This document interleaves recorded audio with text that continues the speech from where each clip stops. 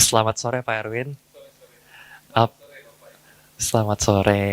Terima kasih banyak Pak Erwin sudah jauh-jauh dari PSD.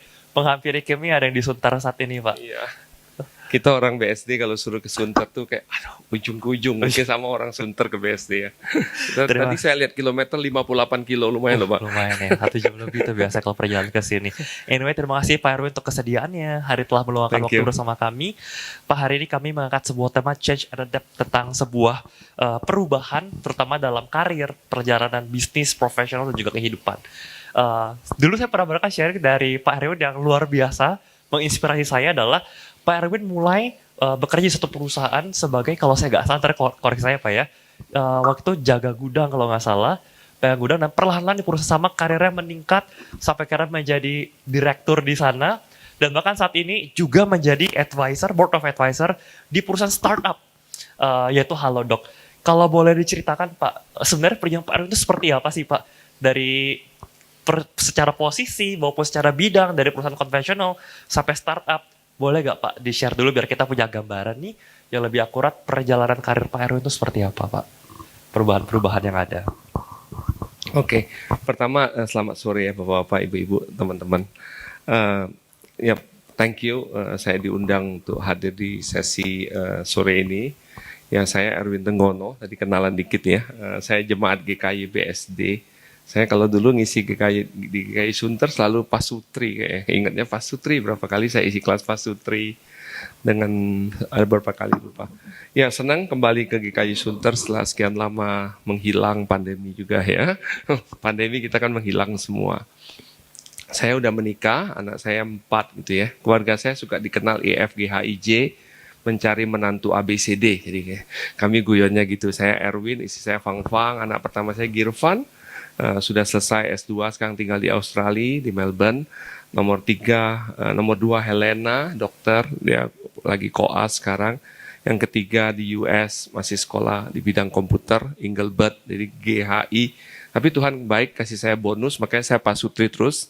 Saya punya anak keempat, John, baru kelas 4 SD. Ya baru 9 tahun. Jadi saya selalu nggak bisa kekalep lah, kurang lebih gitu ya. Saya akan tetap di pasutri terus. Iya, saya kenal Pak Tim. Tadi saya bilang Pak Timothy mesti yang sharing, bukan saya ya. Saya kenal Pak Tim. Ini satu anak muda yang luar biasa pinter di. Saya harus belajar dari Pak. Alumni Prasmul juga kan ya. Betul, ya Pak, kita sama-sama geng Prasmul nih. Contoh anak muda yang luar biasa di Prasmul. Nah, tadi memang pertanyaan Pak Timothy. Ya, kalau ditanya karir saya memang orang selalu melihatnya kayak sesuatu yang luar biasa ya, tapi saya juga kadang-kadang bingung ya. Iya, saya memang memulai karir, saya orang Palembang, saya mulai karir sama SMA di Dexa Group, waktu itu perusahaan farmasi. Ya memang benar, saya sebagai petugas gudang taman SMA. Jadi kalau badan saya gede bukan bodybuilder ya, karena ngangkat barang di gudang, kurang lebih gitu ya. Saya meniti karir memang dari bawah, sebagai petugas gudang, kemudian mungkin kalau untuk anak-anak muda sekarang bukan tentu contoh yang baik kali ya. Saya meniti karir di perusahaan itu total mungkin hampir 35 tahun ya. Dari saya tamat SMA, saya kerja di sana, petugas gudang, niti karir, jadi kasir, kemudian karir pertama saya corporate treasury, kemudian saya bosan di treasury, saya bilang ngurusin keuangan, pengen jadi orang sales marketing, saya move ke sales marketing, saya niti karir lagi di marketing, kemudian saya menjadi GM, kemudian akhirnya saya menjadi presidir, karena Dexa Group is a big company, saya thankful, saya bisa pegang banyak hal, saya juga in charge di international business dulu, saya banyak travel, kita buka kantor di luar negeri cukup banyak, saya pegang distribution company, pegang consumer juga, ya karena orang lama dipercaya, banyak pegang banyak hal. Tapi sekali lagi itu semua saya pikir anugerah Tuhan lah ya, saya pribadi juga enggak merasa. Kemarin saya baru ngobrol dengan satu jemaat Fluid, Damon, kita ngobrol banyak. Saya bilang, Mon, gua tuh nggak pinter, Mon. Dia ketawa, saya bilang, bener, swear ya. Karena kita sekolah kan kita tahu lah ya, kita pinter apa enggak ya. Sekali lagi anugerah Tuhan bisa ada di situ. Nah memang selalu menjadi pertanyaan menarik. Mungkin saya banyak orang terekspos karena saya kebetulan sempat masuk Kick Andi kali ya waktu dulu ya. Karena orang dari bawah niti karir sukses jadi presidir komisaris. Nah waktu saya usia 45 tahun saya memutuskan retire. Nah itu mungkin yang banyak orang cukup kaget ya. Usia 45 tahun. Om. Iya, waktu itu saya 45 tahun saya putusin saya pensiun ya. Siap-siap lulu. Masih muda ya 30-an baru ya. Ya mungkin waktu itu bukan retire lah ya. Ada satu kegelisahan yang Tuhan kan berbicara dengan kita, setiap orang berbeda-beda ya. Waktu itu saya merasa Tuhan berbicara dengan saya sangat kuat ya. Saya dihadapkan pertanyaan, kenapa saya sukses teman-teman saya enggak? Padahal saya tahu teman-teman saya lebih pinter, lebih mampu lah. Nah pertanyaan itu selalu ada dalam diri saya, kegelisahan itu selalu muncul. Kenapa saya, kenapa saya, kenapa saya? Nah pada satu titik saya ngobrol dengan istri saya. Kayaknya saya mesti punya waktu lebih banyak deh mencari pertanyaan ini. Dan saya break, saya tanya istri, boleh enggak saya enggak kerja? Istri kasih izin. Kalau istri kasih izin kan sudah aman ya. Istri saya bilang boleh lah, katanya 1 tahun mungkin. Saya tanya berapa lama, dia bilang 1 tahun dia izinkan saya enggak kerja. Jarang-jarang kan istri kasih suami enggak kerja gitu ya. Nah, karena istri saya berpikir sederhana, saya dari kelas 4 SD sudah kerja ya. My mom pembantu ya. Jadi kalau kita orang Chinese kan mama pembantu sudah tahu lah. Kita pasti keluarga sangat susah dan bersaudara. Jadi istri saya bilang, kamu udah kerja dari kecil, pas Pak SD bolehlah kamu break for a while. That's the alasan saya break. Nah di situ saya bergumul terus dengan Tuhan. Nggak dapat konfirmasi. Saya tempat terpikir mau sekolah hamba Tuhan, saya mau banyak hal yang saya mau ikut misi.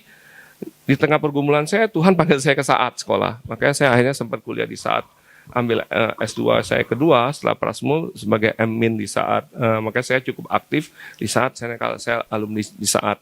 Nah itu saya break. Nah di tengah break itu galau. Saya ketemu banyak orang. Saya kenal Pak Dedi Vivere Group karena dia lihat saya nganggur gitu ya, sayang dia nawarin saya bilang, Pak Dedi saya lagi kuliah di Saat. Dia bilang nggak masalah, dan saya sempat bantu Vivere 2 tahun. Kemudian suatu hari saya makan di restoran di Grand Melia tepatnya, saya ketemu Pak TP Rahmat. Pak TP Rahmat bekas Presiden Astra. Saya mengagumi beliau dalam banyak hal. Kemudian beliau ngajak saya bergabung dengan dia. Saya gabung bekerja sama dengan beliau di Triputra Group 2 tahun hampir. Tapi sekali lagi, kegelisahan itu selalu muncul. Kegelisahan itu muncul. Tuhan berbicara dengan saya sangat kuat ya. Sehingga saya pikir, I don't think this is the life yang saya mau jalanin. Nah, terus saya break lagi, saya bergumul lagi. Nah, akhirnya saya memutuskan, oke, saya menjadi advisory role, kurang lebih gitu. Nah, ceritanya kenapa ke Halodoc?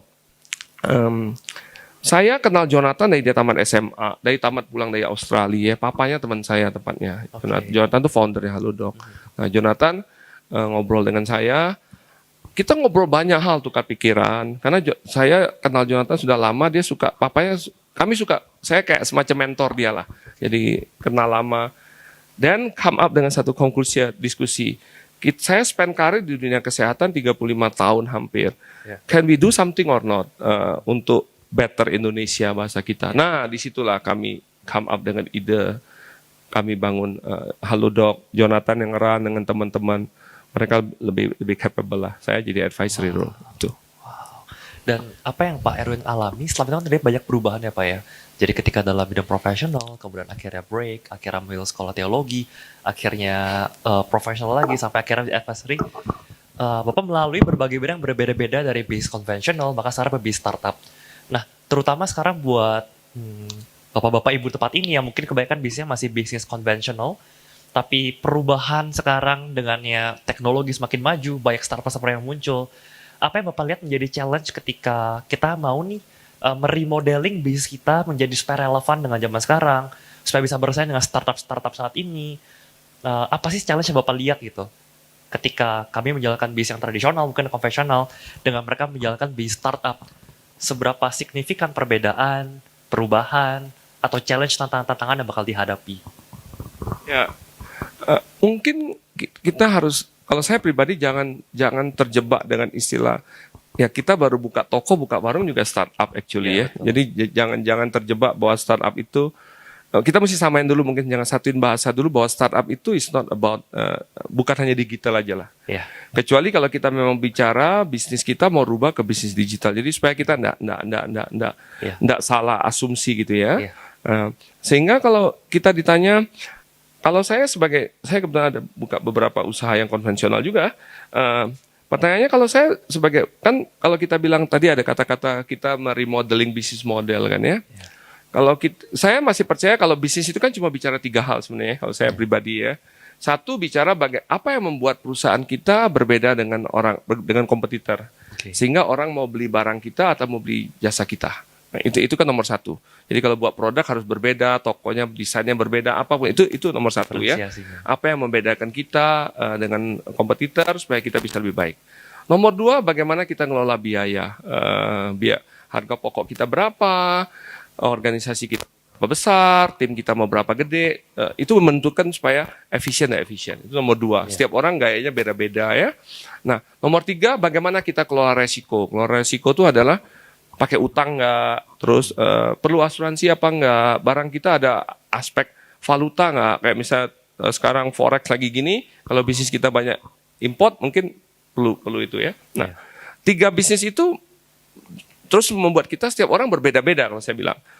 Kalau untuk membuat tiga pilar itu baik, gimana sih caranya? Caranya kalau saya selalu bagi dua lagi. Satu urusan cost, satu urusan revenue. Kalau revenue itu penjualan, cara jualan. Cara jualan pasti kita bicaranya apa? Nilai yang kita tawarkan apa sih dari perusahaan kita? Layanan kita apa? Produk kita apa? Itu kalau bahasa kerennya kalau kita sekolah, value proposition ya. Value proposition kita apa? Kedua, segmen market kita apa yang kita mau tawarkan? Apakah seluruh orang di Sunter ini atau lebih besar atau apa? Itu segmen market, usia atau demografik. Terus atau ketiga kita bilang channel jangkaunya kayak apa? Nah, kalau dari sisi itu kita lihat dari aspek digital misalnya, channel pasti terganggu. Digital channel nggak bisa didiemin. Jadi kalau kita jualannya konvensional tidak adopt channel digital, kita perlu lihat bisnis kita apa. Kalau bisnis kita B2C, misal B2C itu business to consumer, nggak boleh disepelein.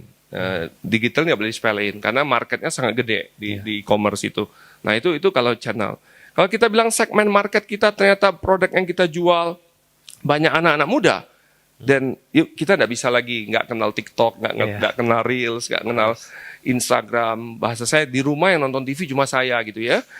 Semua orang nggak nonton TV. Saya bingung. Saya beli TV gede, terus saya sendiri yang nonton. Mereka lihatnya di HP anak-anak muda ya. Anak saya di luar negeri 5 tahun, saya ke apartemennya nggak ada TV, saya bingung. Papi cari TV ngapain? Mau lihat berita? Ya, lihat aja di HP. Nah, artinya kalau segmen kita usia itu kita nggak bisa run. Nah, itu kita bicara dalam konteks depan. Kalau kita bicara belakang lagi, nah ada yang membedakan tadi challenge-nya. Kalau belakangan kita bicara sumber daya. Sumber daya kita apa sih?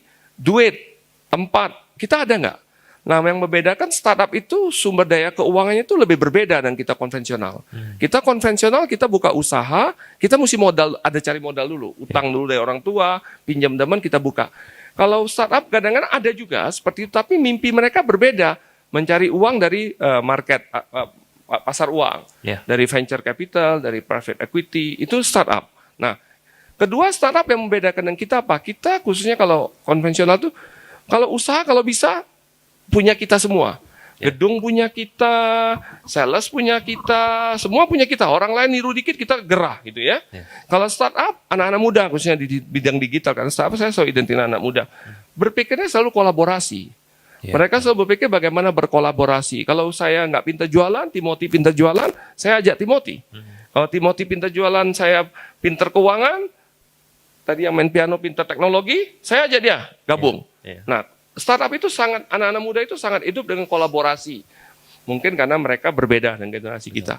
Nah, itu aspek sebelah kirinya lah, resources-nya, collaboration-nya, terus activity-nya. Nah, pada saat kita bicara bisnis model, sebenarnya 2 blok ini aja yang kita omongin. Nah, kalau Bapak-Bapak Ibu ngejalanin bisnisnya, mungkin mesti dilihat aja 2 blok ini, yang mana yang mesti didalemin. Dengan cara itu lebih jernih mikirnya. Kalau segmen market saya banyak anak muda, then kita harus pikirkan cara marketing yang berbeda. Kalau channel kita terambil oleh digital, harus mulai mikir, kita perlu ada channel digital apa enggak. Kalau resources kita sudah terbatas, company tidak bisa besar lagi, mulai harus pikirkan, kita perlu kolaborasi nggak? Atau kita perlu gabung nggak? Atau apa? Atau kita mesti buka PT yang baru. Yang ini kan punya saya misalnya. Saya buka PT yang baru, gabungin dengan orang lain. Mungkin itu ya pendekatan-pendekatan yang praktikal yang saya terpikir yang saya bisa lakukan. Itu actually insight yang bagus sekali Pak. Karena memang sekarang zaman udah, ya kalau dulu kan mungkin bisnis semua tentang kompetisi, bersaing. Tapi sekarang udah zaman kolaborasi. Dan tadi mungkin satu poin bagus dari Pak Erwin adalah Ya ketika kita mau kolaborasi tapi sayang nih PT udah saya bangun lama, usaha saya udah bangun lama. Ya udah, ayo bangun yang baru gitu kan supaya tidak mencampur dengan apa yang sudah dijalankan selama ini. Jadi Bapak kalau tadi saya bisa rangkum, kapan sih kita perlu melakukan change, melakukan perubahan, remodel, usaha kita bisa kata konvensional, ya tergantung. Tergantung kepada siapa target market kita, siapa pembeli kita, siapa user kita, terus value kita apa. Kalau memang tadi menurut Pak Erwin, target market kita memang anak-anak muda, ya emang sudah butuh teknologi, apalagi ternyata juga B2C, business to customer, itu sangat-sangat perlu untuk memanfaatkan sosial media dan teknologi-teknologi digital sekarang yang ada Bapak Ibu. Karena udah bukan zamannya sekarang yang istilahnya jaga gawang ya, buka toko terus tunggu orang lewat. Karena semua sekarang lewatnya udah lewat sosial media Bapak Ibu. Jadi sangat penting tergantung dari marketnya. Kalau memang dia business to customer, B2C, dan kalau misalnya targetnya anak muda, adaptasi teknologi. Tapi kendala gini Pak Erwin, seringkali mungkin banyak di antara kita, terutama yang mungkin generasi lebih senior gitu ya, ya generasi baby boomer atau ya Gen X yang berpikir, oke, saya mau sih sebenarnya ada teknologi, saya mau sebenarnya menjangkau marketplace, e-commerce dan seterusnya, tapi saya nggak ngerti teknologi, saya gagap teknologi. Nah, apa yang harus kami lakukan ketika ada orang yang berkata seperti itu, Pak? Ini pertanyaan yang sulit. Saya lagi ngukur saya gaptek apa enggak. Actually saya gaptek sih. Tapi saya advisor Halodoc agak ngomong gaptek agak kualat juga, bisa kena marah juga ya. Direkam lagi, sorry. Iya, maksud saya gini ya. Kalau saya menghilangkan aspek teknologi dulu, aspek digital. Saya bisa jadi di ruangan ini enggak ya. Kita itu sulit untuk beradaptasi dengan satu perubahan ya. Digital itu perubahan ya. Biasa sebenarnya belief system kita. Kita tidak terlalu percaya bahwa itu tuh sesuatu yang bermanfaat. Kita tidak percaya itu sesuatu yang baik gitu ya. Itu nomor satu dulu. Nah, selama belief system itu kan susah. Tidak bisa. Papa saya sampai hari ini tidak mau dikasih HP. Nah, papa saya. Dari dulu juga kalian tahu cari papa di mana. Ya sudah, untuk apa HP? Nggak, sampai hari ini tidak mau dikasih HP. Kita paksain kasih, ya dia pegang aja itu HP. Untuk kalau ada telepon aja, dia enggak mau belajar WhatsApp. Nah, karena dia merasa dia nyaman dengan diri dia. For so many years, aku enggak kemana-mana. Kalian cari aku juga tahu. Kalian kecil juga papa belum pulang toko, gak ada panik. Kenapa sekarang mesti panik? Nah, belief systemnya kan ngomong gitu papa saya. Betul. Beda dengan mama saya. Wah, sangat belajar banyak hal. Semua dia mau tahu ya. Nah, itu kan belief system nomor satu ya.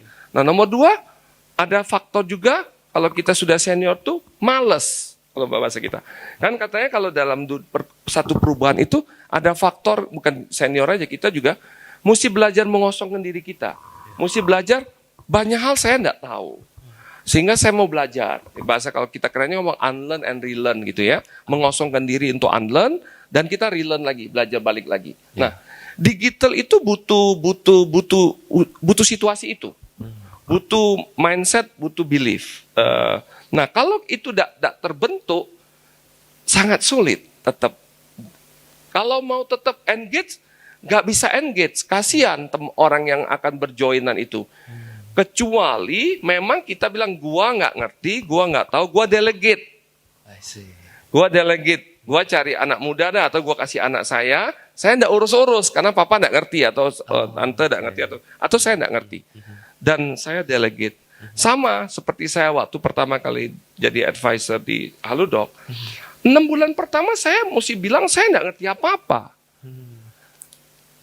Karena anak-anak muda, cara berpikir digitalnya, cara berpikir disruptionnya, saya banyak salah ngomong. Sehingga daripada saya salah ngomong, saya memilih saya diem. 6 bulan itu saya belajar dari mereka.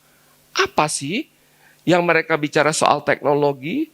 Saya enggak ngerti UI UX, saya enggak ngerti MVP, saya enggak ngerti iteration, saya enggak ngerti monetization, apalah itu istilah startup digital, saya enggak ngerti at that time. Tapi saya mulai diem, saya duduk belajar. Saya enggak ngerti traction, saya enggak ngerti cara Instagram, Facebook, TikTok, saya enggak ngerti. Saya mesti belajar. Nah, pada saat saya mau belajar itu, saya mengosongkan diri saya. The first 6 months aku learn nih dari mereka. Nah, kita mesti ada semangat itu dulu. Mau tahu, mau belajar. Kalau kita merasa kita bisa, kita engage. Kalau enggak bisa, mutusin mau delegate apa enggak. Hanya itu kok caranya. Kalau enggak, kalau kita paksain ya kasihan. Misal kita, anggaplah saya misal dengan Timothy, saya enggak ngerti, tapi saya enggak believe. Saya ngajak Timothy main startup. Yang ada either kamu frustasi atau saya muntah darah, kurang lebih gitu kan. Karena kamu ngomong apa-apa, saya bilang, apa lagi nih anak, TikTok lah, apa lagi gitu kan. Sama saya punya anak nomor 3. For so many years, kalau dia main gadget, identik saya main game. Sehingga kalau dia main gadget, saya tuh kayak bete, kurang lebih gitu ya, anak saya nomor 3. Sampai suatu hari dia bilang, papi tuh kenapa sih musuhan banget lihat orang main gadget? Saya bilang, pasti main game. Mindset saya. Sampai akhirnya dia ngomong saya, iya saya main game, terus kenapa? Tapi kan saya bisa main. Nah, pada saat dia bicara, di game itu bisa invest, di game itu bisa figur-figurnya tuh ada value, even pedang ada value, saya bingung. Di game itu ada Bitcoin, at the time Bitcoin saya nggak ngerti. Nah, at the time dia baru 18 tahun. Nah, begitu saya dengar itu, saya makan berdua dengan dia, saya bilang, ops, wah saya mesti minta maaf dengan dia. Saya bilang, Bert, papi minta maaf loh. For so many years, papi salah sekali mikirin kamu. Nah, begitu saya minta maaf, saya buka, saya bilang, Engelbert mau nggak ajarin papi? Dan dia mesti jelas saya, gini Pi, figur ini. Saya nggak ngerti gamenya, tapi saya mulai ngerti logiknya, ada sistem ekonomi di dalam digital ini. Dan I learn something. Nah, itu yang dibutuhkan itu kurang lebih. Tapi saya for so many years judging dia dulu. Main game terus. Nah, kurang lebih gitu ya. Orang tua kan ya. Ini curcol sedikit. Tapi itu betul sih Pak. Zaman sekarang kita dari cryptocurrency, NFT ada muncul istilah play to earn kan. Jadi kita main game, tapi bisa make money dari sana, make cryptocurrency, Bitcoin dari sana. Actually I don't know at that time. Sampai dia, Pap, ini pedangnya tuh collectible, bisa pedang dijual. Coba kamu jual. Jual benar. Tuh dapat kan duitnya. Ya. Tapi Bapak Ibu dari Pak Erwin saya belajar bahwa oke lah mungkin mudah tadi ya kalau kita nggak ngerti digital, tinggal cari anak muda untuk bantuin kita. Tapi poinnya bagus banget dari Pak Erwin. Bukan hanya asal kita nembak cari orang buat ngerjain, tapi kalau kita nggak punya belief system, sistem kepercayaan yang benar gitu ya, yang kalau istilah saya adalah humble, kalau saya lihat rendah hati. Ya karena tadi antara yang satu frustrasi anak mudanya atau yang generasi tuanya yang buta darah gitu kan, ini maunya apa gitu. Tapi betul perlu satu kerendahan hati untuk berkolaborasi sih, itu yang saya salut dari Pak Erwin. Jadi ketika kita mendelegasi, kita percaya kepada yang bagian teknologi, karena mungkin baik dari kita yang gini Pak Erwin merasa bahwa loh saya udah puluhan tahun loh bangun usaha ini dan selama ini berhasil aja gitu kan. Mereka nggak bisa melihat bahwa oh sekarang perubahan di zaman sudah berbeda. Nah maka menjadi pertanyaan saya Pak Erwin berikutnya adalah selama Pak Erwin ngalami nih berbagai perubahan, tadi kan perjalanan Pak Erwin lumayan variatif beragam gitu ya, sampai sekarang akhirnya di Halodoc, di dunia startup teknologi. Nah pernah nggak sih Pak Erwin mengalami perubahan-perubahan yang cukup signifikan dan itu sebenarnya buat Pak Erwin nggak nyaman, dan itu juga bikin Pak Erwin nggak mudah, nggak nyaman. Kalau tadi kan mungkin kisah singkatnya, oke lah saya tadinya bete lihat anak-anak main gadget, ternyata sekarang mereka bisa hal yang positif. Tapi pernah nggak dalam Pak Erwin sendiri yang ngalamin dan perjalanan karir ada perubahan yang nggak nyaman sekali, dan bagaimana Pak Erwin beradaptasi dalam kondisi seperti itu, dan apakah ada prinsip-prinsip firman Tuhan yang Pak Erwin pegang ketika menghadapi perubahan yang susah, yang nggak mudah, yang cepat, yang signifikan dalam fase kehidupan berkarir Pak Erwin? Pertanyaannya sudah firman Tuhan ya, agak deg-degan jawabnya. Iya. Nah, tadi saya sebelum jawab itu mungkin saya tadi tiba-tiba terlintas ya. Boleh. Ya, antara kita konvensional itu, misalnya ini menjawab juga mungkin apa yang saya tidak nyaman pengalaman saya ya. Kalau kita buka bisnis sebagai konvensional, kita tuh udah tahu kita mau buat apa, kita jualannya berapa, biayanya berapa, profitnya berapa. Itu biasanya kita udah tahu persis. Terus sekian tahun balik modal apa enggak. Itu biasanya kita udah tahu. Nah, kalau di bisnis digital startup, kita kalau bertanya itu anak-anak bisa bingung. Dia karena belum tahu juga dia mau bangun apa. Nah, itu sudah tidak mudah loh. Kayak saya ngalamin. Kita ini mau ngapain sih? Ya Pak, kita coba dulu aja. Coba dulu itu kan untuk kita senior ini kan duit kok dimain-mainin, dicoba-coba gitu ya. Nah, mindset itu better loh. Karena mereka sangat percaya.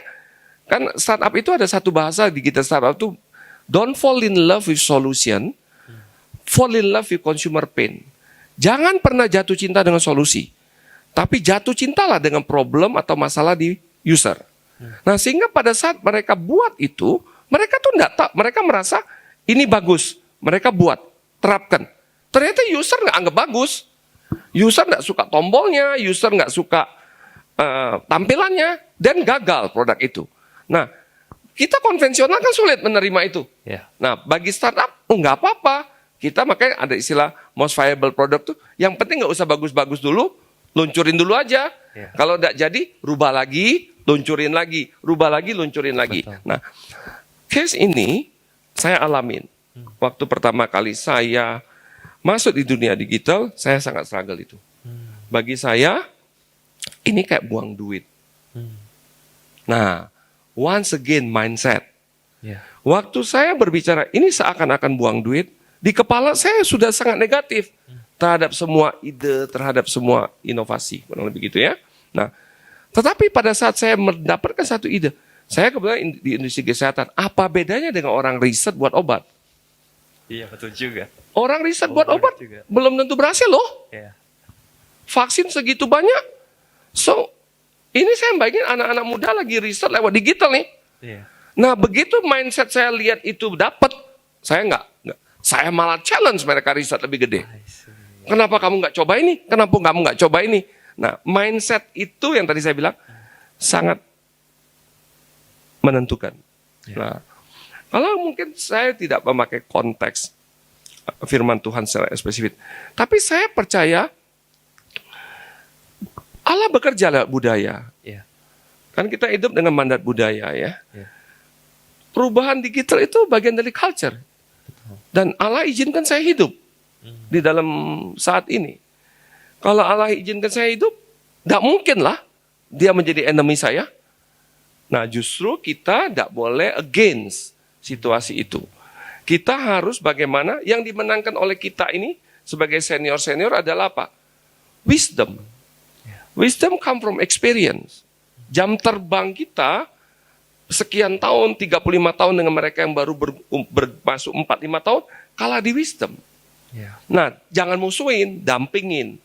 Makanya sekarang ada yang namanya reverse mentoring. Dalam beberapa hal, Pak Timothy mesti mentor saya. Karena Pak Timothy lebih paham. Seperti anak saya, Engelbert, mentoring saya soal ekosistem ekonomi dalam game. Dia mentoring saya. Nah, setelah dia mentoring saya bisa melihat.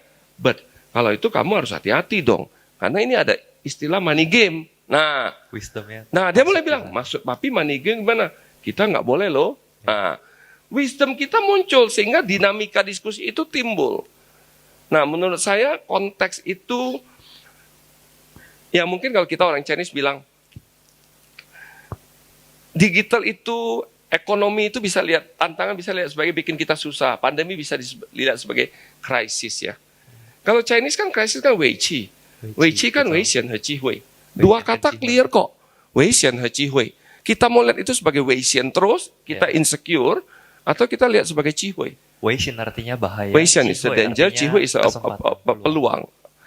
Balance di dua area itu, kalau saya balance saja, ada sisi jeleknya, tapi ji hui-nya jangan dilupain. Wow. Ada opportunity-nya, dan Tuhan izinkan kita ada saat ini untuk ikut terjun, Ya. untuk masuk di situ. Itu mungkin challenge pasti ada ya. Itu contoh mungkin yang nomor satu lah ya. Kalau dalam kehidupan saya tadi dibilang challenge, meninggalkan pensiun 45. Bagi orang kan hebat. Saya cerita dengan Bapak Ibu teman-teman. Saya waktu tinggalin usia 45 tahun, saya pensiun, saya ketemu Pak Hendra Mulia. Ternyata Hendra G. Mulia ngomong saya, Erwin ingat ya, kamu sudah membawa kehidupan keluarga kamu sampai level ini. Kamu tidak boleh tinggalin begitu aja. Kamu harus siapin mereka turun level. Kalau kamu tidak siapin, kamu salah.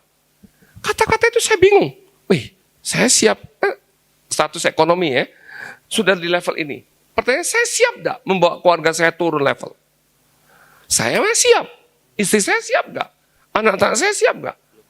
Nah, itu challenging untuk saya. Di sisi saya tahu purpose saya. Nah, tapi waktu saya gumulin itu, saya siapin mereka. Saya ambil contoh misalnya. Saya naik kereta, naik Gojek. Kesannya kan sepele. Tapi sekian puluh tahun jadi presidir, ada sopir, mobil mewah, malu loh naik Gojek dengan naik kereta itu. Malu saya. Saya naik kereta ketemu supervisor salesman saya sembunyi. Artinya apa? Saya belum beres dengan diri saya. Saya meletakkan status saya di aset saya dan jabatan saya.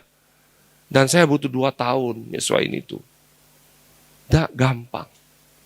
Tidak gampang. Kalau ditanya. Di situ saya bergumul dengan Tuhan. Tuhan benar nggak? Ini ego saya nggak? Enggak. Tuhan bentuk saya. Kalau kita orang Chinese bilang, nate qi fang te xia. Berani ngambil, berani taruh balik nggak? Nah, retire, melepaskan suksesi kalau kita punya usaha, itu bicara nate qi fang te xia. Nah, saya belajar itu. Tuhan dampingin saya lewat pendeta Hendra Mulia berbicara kepada saya. Ya, puji Tuhan. Saya bisa cerita lagi stafelnya. Anak saya yang nomor 3 waktu itu mau kuliah, dia bilang, papi itu enggak fair. Kenapa pas saya mau kuliah ke luar negeri, papi putusin pensiun? You are very selfish, pap. Sedih enggak sebagai papa? Sedih. Papi bukan jobless loh, papi memutuskan tidak ingin kerja. Why? Mesti pas saya mau kuliah. You are very selfish. Wah, saya nangis di kamar. Saya bergumul dengan Tuhan. Tuhan ini konyol gak sih saya? Saya bilang, Bert, papi tidak larang, Bert. Tapi boleh gak kamu cari beasiswa? Tapi kan anak muda, baru tamat SMA kan? Kenapa pas giliran gua? Kenapa tidak koko gua? Tidak cicik gua? Nah, pesan yang saya mau bilang, ya saya bisa reconcile, saya bisa jelasin semua. Hubungan kami baik. Dia melihat. Yang saya jelasin, yang saya ingin bawa apa? Proses meletakkan sesuatu yang kita pegang dalam pada diri saya adalah proses saya merendahkan diri, Tuhan bentuk saya. Karena sebenarnya saya itu pelayanan karena status sosial saya. Karena kepintaran saya. Karena saya seorang presdir. Tapi begitu saya taruh itu semua, saya takut. Saya tidak percaya diri. Naik Gojek pun saya tidak berani depan komplek. Saya turun jauh, saya jalan. Nah, tetangga tanya, Erwin, ada apa Win? Mobilnya mana? You can see, itu. Mungkin teman-teman kalau yang sudah mau pensiun, you should prepare on that. Tapi di situ Tuhan adjust saya banyak. Sehingga saya bisa lebih relax. Dan puji Tuhan sampai hari ini masih fine-fine aja. Wow. Itu mungkin sharing saya. Wow, Thank you. Saya expect hari ini bakal belajar banyak yang praktikal, tapi praktikal saya dapat, tapi hal mindset, belief system, kerendahan hati, itu juga hari ini saya bisa lihat dari Pak Erwin. Itu luar biasa sih, Pak. Pak, satu pertanyaan terakhir lagi Pak, sebelum kita masuk ke sesi tanya jawab, karena waktu juga. Tadi kita udah bahas tentang bagaimana kita mengadaptasi tentang perkembangan digital juga ekonomi. Nah, bicara ekonomi Pak, ya kita udah mendengar dari presiden kita, menteri keuangan kita, 2023 kita menghadapi resesi ekonomi. Nah, bagaimana menurut Pak Erwin baiknya kita mempersiapkan diri, mempersiapkan usaha kita, pekerjaan kita menghadapi resesi ekonomi 2023? Iya. 2023 memang banyak expert lah ya berbicara bibit tough year. Kita pasti tahu ya, kenapa tough year, karena resesi yang pasti terjadi ya. Di US, di China, money market, perputaran ekonomi. Jadi kalau negara-negara yang punya duit susah ya pasti putaran duitnya susah. Thankful Indonesia so far on track. Tapi Indonesia ada challenge terbesar 2023 persiapan untuk pemilu 2024. Nah itu akan mempengaruhi juga mood investasi pasti ya. Siapa calon-calonnya. Ya kita mesti banyak bergumul lah ya. Terus perang Ukraina yang di luar dugaan ya, belum kelar dengan Rusia, itu bicara soal supply chain global yang terpengaruh ya. Bukan sekedar itu aja. Belum lagi untung China bisa ngendalin diri dengan Taiwan. Nggak tension terjadi ya. Kalau dengan Taiwan terjadi another headache lagi. Nah, sebagai kita, kalau saya mau setiap tahun, mau enggak setiap tahun, mungkin level kita berbeda-beda gitu ya. Status sosial kita berbeda-beda. Teman-teman yang mungkin bahasa saya kalau ginilah, cash flow penting. Jadi cash flow itu penting ya, arus kas itu penting. Kalau enggak perlu invest yang enggak perlu gitu ya, enggak perlu spend yang aneh-aneh, ada baiknya direm, dipegang gitu ya. Uang di tangan lebih baik, itu mungkin satu ya. Kedua, secara umum nih saya jawab ya. Kalau kita banyak exposure valuta gitu ya, forex, mungkin sudah mulai nyicil beli dikit lah, simpan. Kalau kita bisnis kita banyak import import ya khususnya ya. Kalau kita banyak ekspor ya nggak apa-apa, banyak ekspor dapat duit kan ya. Mungkin lebih fokus saya lebih ke area cash flow lah. Cash flow kita mesti lebih hati-hati, harus uang masuk, uang keluar kita, investment plan kita mesti sedikit lebih mengencangkan tali pinggang kali ya, agak hati-hati. 2 hari yang lalu saya baru ngomong dengan istri saya juga, saya bilang, Fang, next year kayak bibit tough ya. Istri saya bilang, tiap tahun juga kamu ngomong gitu. Saya bilang, ya sih, bener juga. Kan ibu-ibu kan ngomongnya gampang aja. Saya bilang, kecuali saya stopin uang bulanan, baru kamu panik gitu ya. Selama uang bulanan ada kan enggak panik ya, kami joke gitu ya. Tapi saya bring concern itu kepada dia. Sama, saya juga ngomong hal yang sama. Investment dan lain-lain. Nah, kalau untuk situasi kita, yang orang tua khususnya ya. Sekarang saya di Halodoc, saya juga lagi mendalamin ini. Isu kesehatan mental anak-anak muda, kita harus put attention, Bede. Kesehatan mental. Kesehatan mental. Anak-anak kita banyak yang depresi mental. Dan itu harus kita cermatin ya. 2 tahun pandemi itu membuat anak-anak itu secara psikologik mentalnya itu sangat jelek. Depresi sangat tinggi, tekanan kejiwaan anak-anak muda sangat tidak stabil. Saya di perusahaan startup sehari bisa sampai ya hampir 10.000 orang. Anak-anak muda telepon psikolog atau psikiater. Jadi mereka sangat depres dengan tekanan itu. Nah, dari sisi artinya apa? Bisa jadi kita juga ada problem loh. Kita cuma orang Indonesia kan deny ya, apa ngeyel ya. Tidak mau ngakuin kalau dibilang sakit jiwa kan, emang gue gila gitu ya. Saya kemarin ngobrol dengan satu teman, saya bilang bisa jadi saya alamin juga. Secara psikologi saya, tekanan mental saya tidak sebagus dulu gitu ya. Karena tadi misalnya dengar lagi 2023 uncertain, belum lagi kalau ada masalah keluarga dan lain-lain. Isu itu mesti kita cermatin ya, mesti banyak berdoa pasti. Kalau yang punya anak, spend time, banyak ngobrol dengan keluarga ya. Harus jaga benar. Karena itu isu besar. Masalah mental well-being ini isu besar. Oke, thank you Pak Erwin. Pak Erwin, kita akan buka untuk sesi tanya jawab. Oh, ya, please. Ya, kalau dari Bapak Ibu ada yang ada pertanyaan, boleh langsung angkat tangan untuk memberikan pertanyaan. Ada Bapak Ibu yang mau lihat bertanya? mukanya sih nggak ada sih, aman-aman saya. Kalau nggak ada, saya masih banyak pertanyaan sebenarnya. Pak. Cuma saya harus mengalah dan mengizinkan Bapak Ibu di sini untuk bertanya terlebih dahulu karena waktu. Ada pertanyaan Bapak Ibu? Oh boleh, silakan. Itu ada mic di belakang Pak Elvanto. Oke, Pak Erwin, saya Elvanto. Ngomong-ngomong kita wong gilo juga nih. Wong gitu kan. Wong gitu galau. Pak Erwin mau nanya ini, kan Pak Erwin dari bawah sekali ya bisa dibilang.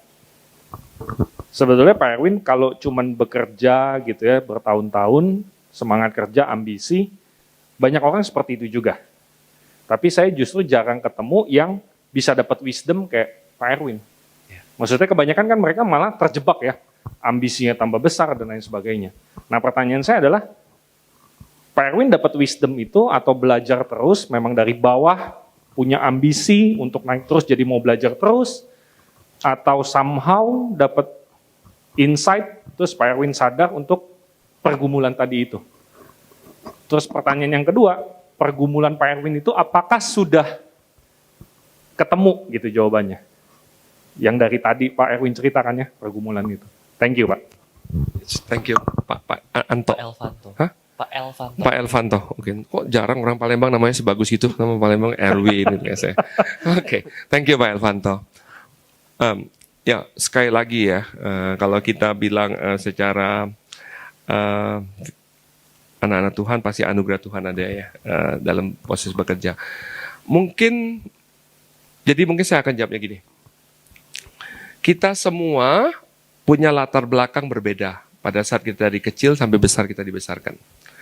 Ada satu buku Peter Johnson berbicara, ada 3 hal yang membuat setiap orang itu mengalami perubahan ya.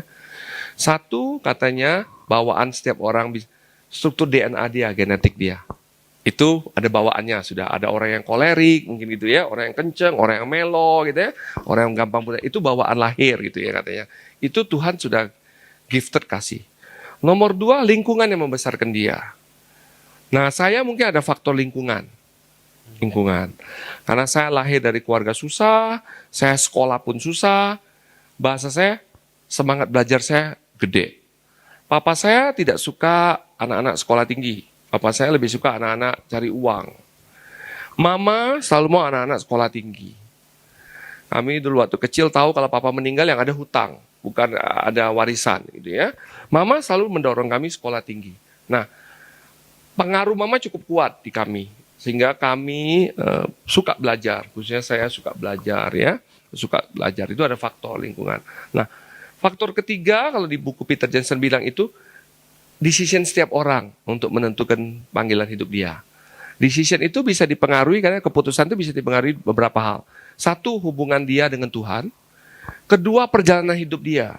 Misalnya dia sakit, dia parah gitu ya. Nah itu, atau benturan yang sangat kuat dalam hidup dia. Nah, saya poin 2 dan poin 3 ada Pak. Poin 2 tadi saya cerita karena saya dari kelas 4 SD sudah kerja. Jadi saya itu dari kelas 4 SD sudah kerja. Jadi kalau disuruh kerja saya enggak takut. Kalau enggak kerja saya malah takut. Suruh saya tidur 4 jam, saya enggak takut. Saya nganggur, saya takut. Karena saya terbiasa kerja. Katanya tulangnya tulang pegawai, gitu ya, bukan tulang laupan gitu ya. Jadi biasa pegawai, kata orang Chinese kayaknya. Nah, faktor kedua mungkin, tadi saya bilang, hubungan dengan Tuhan, lingkungan yang membesar ini campur aduk di saya. Saya pernah suatu hari bangun tidur, jadi hidup saya tuh unik. 2 kali kejadian besar dalam hidup saya yang membuat saya kaget. Satu, medical check up saya di rumah sakit, di perusahaan, saya didiagnose cancer. HRD waktu itu panggil saya, kasih tahu saya kena cancer. Waktu itu saya udah presdir. Saya kaget, saya down. Waktu itu saya bingung. Saya di kantor dikasih tahu pagi jam 8.30, Pak, hasil lab Bapak. Saya bilang, boleh nggak jangan ngomongin shareholder dulu. Saya nggak bisa mikir. Saya nelfon istri saya bilang second opinion cari. Nah titik itu saya keliling perusahaan, saya bangun perusahaan dari kecil sampai besar. Nangis saya di ruangan saya. Bagi saya, this is the end of my life. Yang saya lihat apa yang saya bangun. Nah waktu itu saya bangun perusahaan dengan cara saya yang keras loh. Saya duduk berpikir waktu itu, kalau benar saya meninggal besok, lebih banyak orang sakit hati dengan saya. Daripada orang bersuka cita mengenal saya.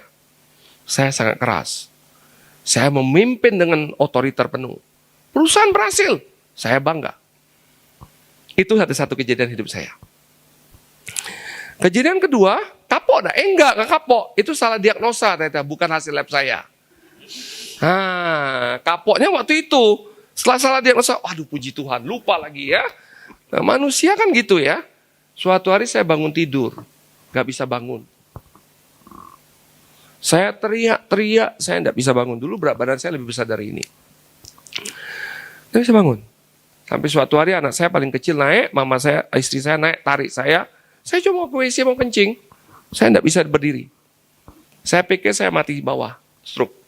Ternyata saya kena saraf kejepit. Kejadian itu membuat saya berpikir banyak.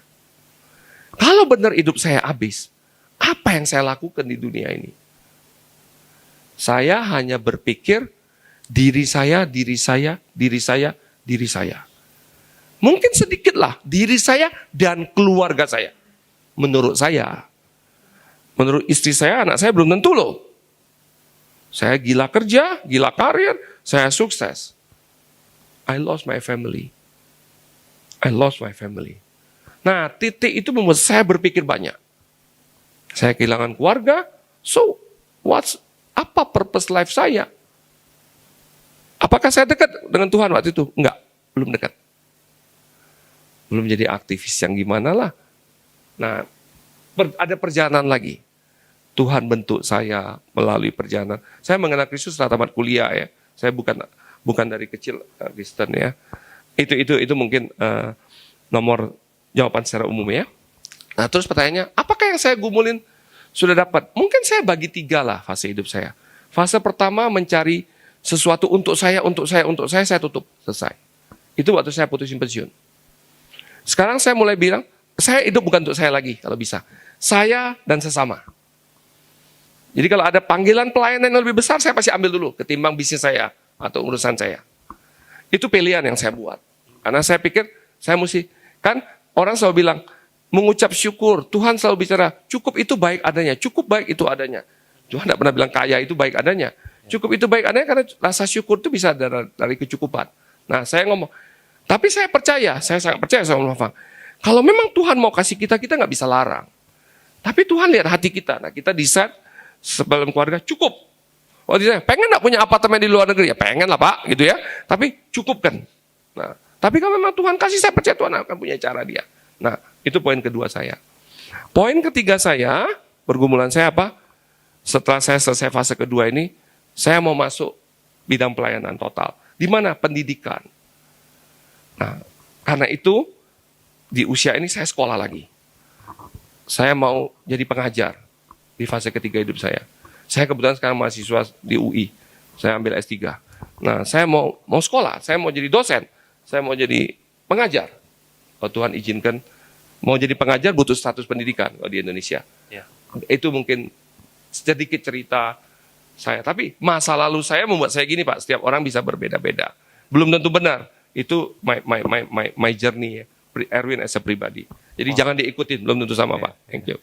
Dengar cerita Pak Erwin, saya ingat Pak kata-kata dari C.S. Lewis, Yes. pengarang buku Narnia dan juga seorang teolog. Dia pernah mengatakan begini, Tuhan berbisik kepada kita lewat kenikmatan kita, lewat berkatnya, semua berkat-berkatnya. Tuhan gak berbisik, itu saya yang kasih loh. Tapi kadang kita gak mau dengar.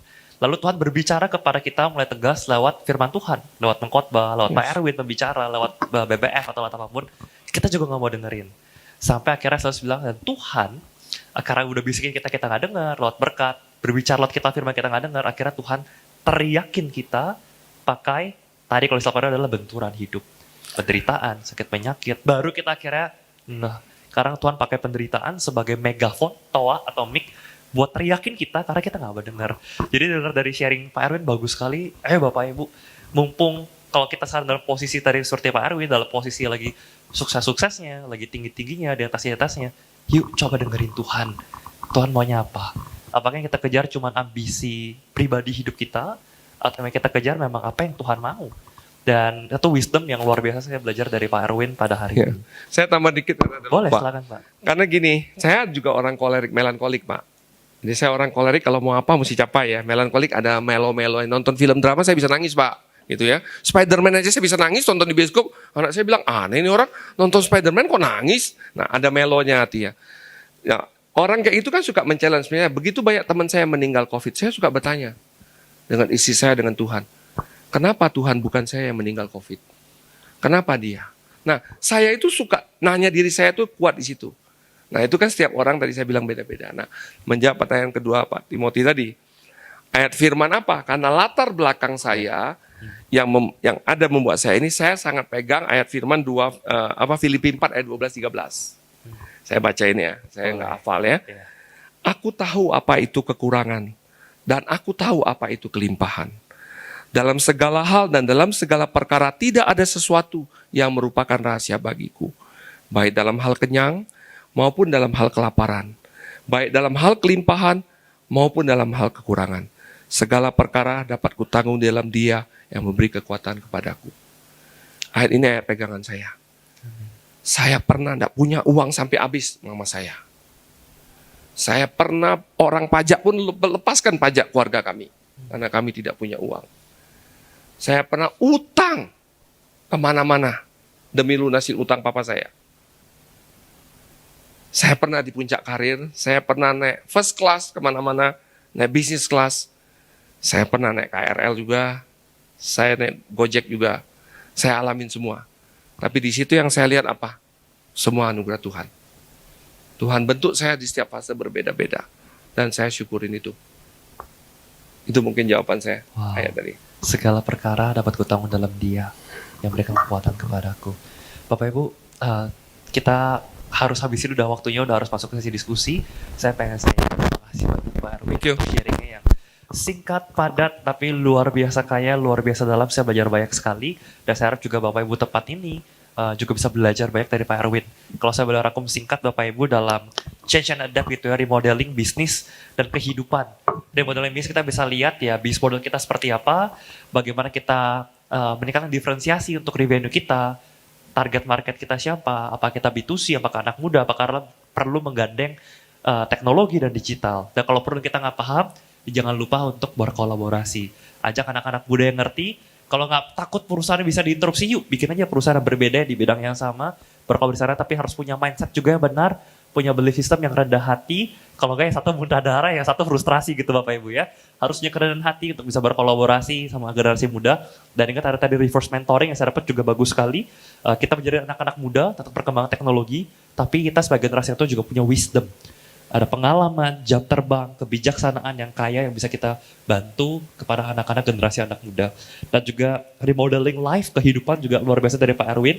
Kita perlu memikirkan Bapak Ibu dalam apa yang kita kerjakan, itu ambisinya siapa? Apa kita cuma kejar untuk kita, atau kita ada ambisi benar-benar lakukan untuk Tuhan? Apa kita pakai untuk pelayanan, lewat pekerjaan kita, lewat waktu kita, atau jangan sampai tadi ya udah keburu udah benturan, atau udah ingatkan dengan berbagai benturan baru kita sadar, baru kita nyari Tuhan, tapi kita ngerasa semua udah terlambat. Jangan lupa Bapak Ibu, kita perlu terus change and adapt. Ada perubahan. Ada satu quote yang lupa siapa yang bilang bahwa hal yang pasti terjadi dalam kehidupan adalah perubahan. Kita pasti ada perubahan dalam setiap waktu dan kita belajar mengadaptasi dan kita ingat apapun yang kita hadapi, kita punya Tuhan. Segala perkara dapat kita tanggung dalam Dia memberikan kekuatan kepadaku. Luar biasa, boleh kita berikan tepuk tangan Bapak Ibu buat Pak Erwin. Bapak Ibu,